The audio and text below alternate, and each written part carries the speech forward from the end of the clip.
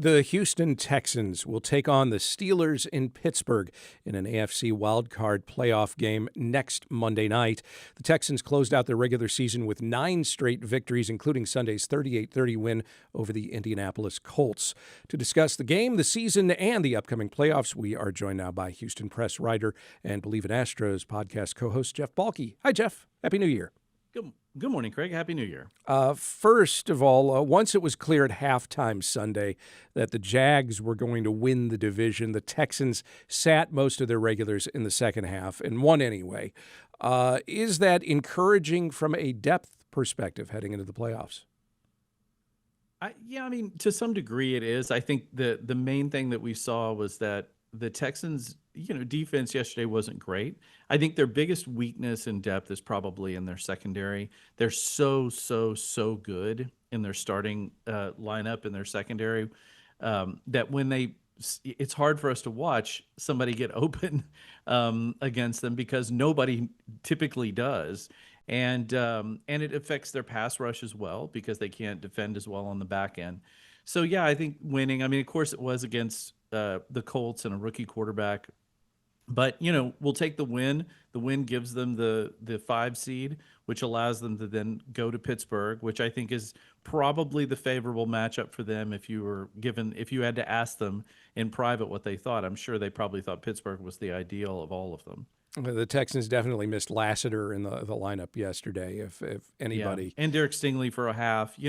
Look, it was smart. The best thing they could do was be healthy getting into the postseason, truly. Even if they lost yesterday, they're still going to the postseason. So the one thing you don't want is to suffer some kind of serious injury right as you're on the cusp of the playoffs. In particular, since they didn't know until last night who they'd be playing and Right. where they'd be seated really didn't exactly matter much, 5, 6, or 7, without knowing for sure who that opponent would be. Right, and I think that's key. The offense put up some points and moved the football in the first half Sunday. That has really been maybe the not even a bugaboo, but mild concern in the final weeks of the season. Will this offense come to life enough to make it through the opening round or rounds of the playoffs? Do you feel pretty encouraged about what you saw yesterday, at least in the first half, offensively? Well, they still had to kick 6 field goals, right? So Yeah. it's not they still are what they are when they get down into the red zone and near the red zone. They're still a team that struggles at that part of the game. That hasn't changed. I do think they ran the football better. I do think the offensive line didn't allow a sack, which was encouraging. And the offensive line has gotten better, but this team is going to live and die with its defense. It is an exceptional defense, number 1 defense in football. They came out, finished yesterday because of the points scored. They ended up second in points allowed, but they were still number 1 in yards allowed for the season. This is a monster defense. It is a defense that can certainly carry them through at least a win or two in the postseason. The key with the offense is really going to be, to be honest, is going to be making plays when they have the opportunity and not making mistakes. Don't turn the ball over.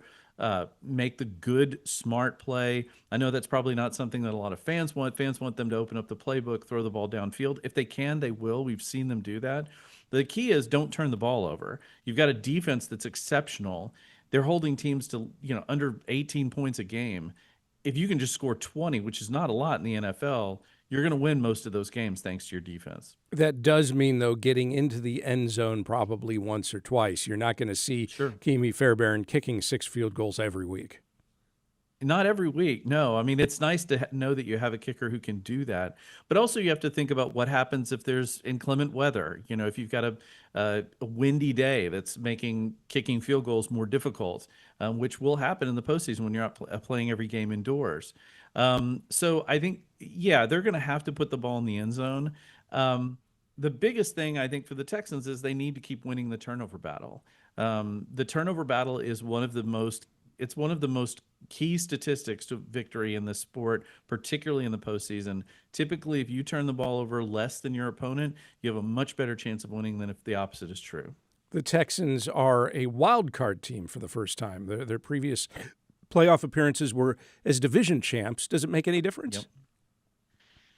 Not really, not in the modern NFL. they're still gonna. The only difference is really playing a game at home versus playing a first game on the road. But quite honestly, with the way the NFL is today, both of these, look, the NFC and the AFC are pretty wide open. There's a lot of good teams, but there don't appear to be any great teams. The Texans are certainly among those teams that you would look at and say, if I'm another team, I might not want to face them simply because of how good their defense is and how much they can morph a game because of that.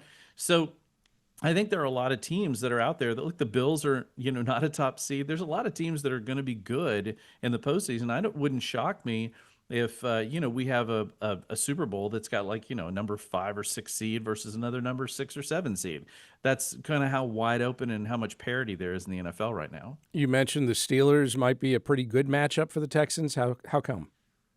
Well, the thing about the Steelers is it's going to be a defense on defense matchup. The Steelers are good defense, not as good as the Texans, but they're very good. They have TJ Watt, who is an absolute wrecker, on defense. The thing about the Steelers is they are a good team offensively, not nearly a great team offensively. They've got an aging quarterback in Aaron Rodgers, who's clearly beyond his prime. They have a couple of good key wide receivers, a decent running game, but this is not a team that matches up against the Texans defense very well. They also have a tendency to allow big pass plays. Their secondary can be broken from time to time if they don't get a pass rush on you. So the Texans have the opportunity to go into Pittsburgh and I think do a good job against them. I think they'll win. It would be lovely for those of us who used to be Oilers fans and used to bemoan the Oilers-Steelers matchups every year if the Texans could maybe reap a little revenge. We'll have much more to say about the Texans and Steelers ahead of the game next Monday. For now, Jeff Balke, thank you very much. Thank you, Craig.